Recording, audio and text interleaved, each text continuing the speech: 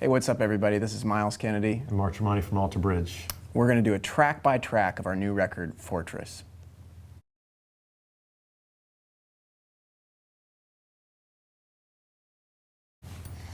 Cry of Achilles, we chose this to be the lead-off track because I think we all think it encompasses kind of the direction we took on this new venture with Fortress, and it has one of my favorite Myles Kennedy guitar pieces to lead it off. Addicted to Pain. The first time Mark played me this, I knew that it was probably going to be the first single. I knew that this was like the song that, the kind of song that our fans really love, and I'm very proud of how this turned out. It's definitely got one of my favorite bridges, I think, and in the intro bridge, outro, but it's one that we can stand behind. Bleed It Dry is one of my favorites off the record.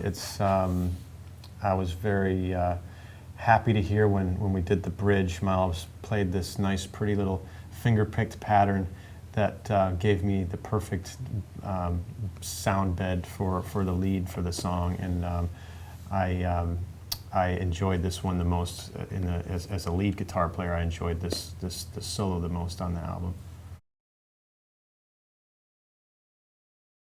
Lover is it's a different kind of song for ALTERBRIDGE. I think it's a very different kind of mood than we've touched on in the past, and the story of it is a very dark story, and we're just kind of leaving it vague at this point because we're curious if the fans can put together what this song was about, but real happy with how this one turned out. The Uninvited is a song in the beginning that we liked, but it wasn't at the top of our list. This song came the farthest from the initial writing stages to the end result. I think we were very proud with the way it turned out, and it definitely turned out to be one of the favorites on the record, and it's going to be a great live song, we hope. Yeah, I agree. It certainly, we had no idea when we first started putting it together that it would turn out the way it did. And oftentimes that's what happens when you're doing songs. You really can't, at the genesis of a song idea, you can't completely judge it. You can think you have a good idea where it's going to go, but at the end of the day, you should record it and then make your final decision there. So we're very happy with it.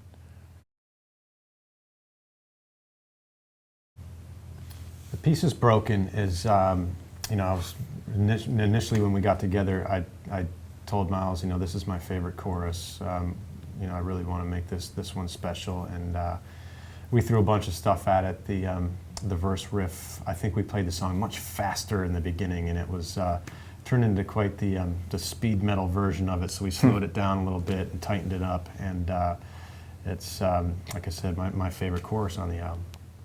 Yeah, this one. Lyrically is about the idea of kind of living in the moment, not worrying about the past or thinking about the future and the stress or the regret that can weigh you with. So it's definitely, for me, more of a personal lyric, just to try and stay very present and not stress so much. Calm the Fire was initially going to be the lead-off track of the album.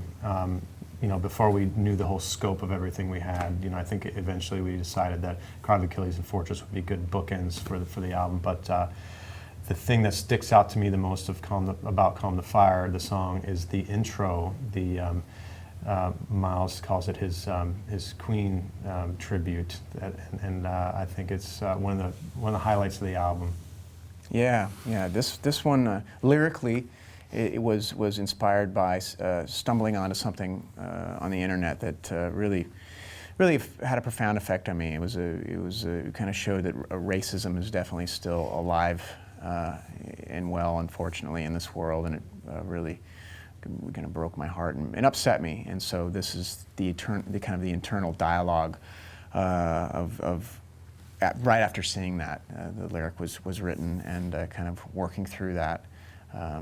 So it's a pretty heavy lyric in that respect. Water's Rising is track 8, I believe, on the record, and it was it's my debut vocal for ALTERBRIDGE. You know, we did the word, you know, Words Darker Than Their Wings, where we went back and forth on the verses, but this was the first whole song that I got to sing, and it was a fun challenge, and had a great time doing it. Yeah, he sounds great. I mean, to me, it was when I first heard, when he first was playing the intro, and I could definitely hear this is a Mark song. His voice would fit perfect, and he certainly proved that with his solo record. And you know, fans love the sound of his voice. I think his voice sounds great, and I think the thing more than anything is the way he plays guitar, and I think his voice really complements it very well. So it just seemed very logical to start integrating more of this into what we do as ALTERBRIDGE.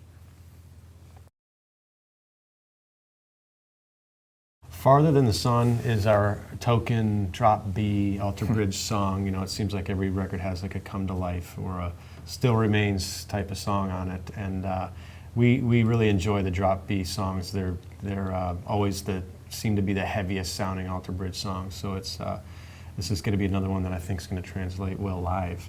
Yeah, it's going to be. You know, the problem with it is it's one of the few songs we do where we trade leads, and so. Unfortunately, when I got in the studio, I kind of went a little crazy with the hoodly hoos, which means that I'm going to have to warm up before playing the shows now on top of warming up the voice. So it's going to be extra long time in the warm-up room. It's one of my, when I listened back to this song and heard his solo on this, it's like, wow, it's a stinger. It's a great one. It was fun. Cry a River was a song that begun as a riff. I think Myles had. I was playing a bunch of ideas, and Myles heard one of them that stuck out to him, so I relearned it and we played it and kind of constructed this song around it, and it's. Yeah, when I first heard him, he kind of played it in passing once, and I just was like, "There's something about that. It was different," and it almost has like this metal but blues vibe at the same time. So. I'm really glad we were able to work this into the record, because I think it's a different slant on what we normally do, and it's up tempo, you know. So we can never have too many of those. It'll be fun to play live. All Ends Well was important for this record because of the subject matter, the feel. The record was turning out to be a high energy record with a lot of aggressive, you know, it had an aggressive feel to it, and I think this song really, other than the song Lover earlier, this is the next song that kind of takes it into a different direction, and I think dynamically it was an important song.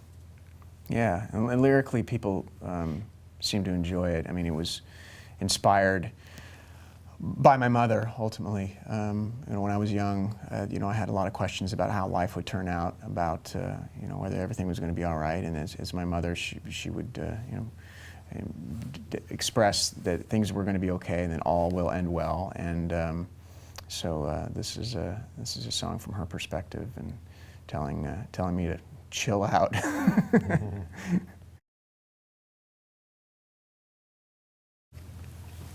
Fortress is the title track of the album, and it's probably the song that we took the most chances on. It's we really wanted to make this one not follow any kind of formats any kind of song structure we've ever done before.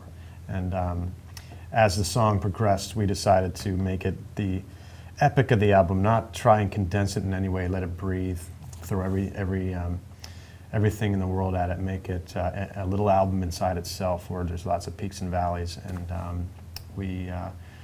it was a scary song to put together because a lot of times it just sounded wrong, but but I think finally we made it sound right, and we're very happy with it. Yeah, it was definitely one of those take a chance with the arrangements where it could have gone, you know, horribly wrong, but somehow we landed on our feet with it, and it was a lot of fun. I think that the middle section is really what we're referring to, because, you know, we take it into this kind of stoner rock riff from a almost Pink Floyd-y, real vibey intro and verse and chorus. So it was a bit of a challenge, but you know, we seem to all ends well.